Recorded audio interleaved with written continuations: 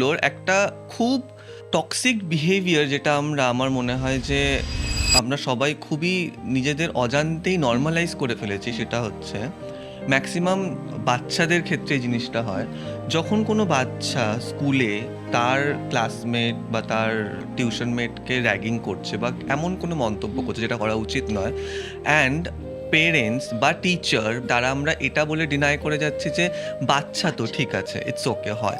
But my point is, ওটাই তো main reason. বাচ্চা এখনই যদি ওকে ক্লিয়ার আউট না করো যে ও কি ভুলটা করছে, ও ও কি জানলো? নর্মাল ব্যাপার। হ্যাঁ, ও অ্যাজ এ চাইল্ড ও কি শিখলো যে এটা নর্মাল, নর্মাল। এটা করলে তো কেউ কিছু বকছে না, এটা এমন কিছু খারাপ কিছু নয়। বাট তুমি জানো না যে ওই যে ওখান থেকে একটা শুরু হলো, ওই মানুষটা যে বড় হয়ে তার কলেজ লাইফে, তার চাকরির লাইফে কত লোককে সেই সেম জিনিসটা করে যাবে।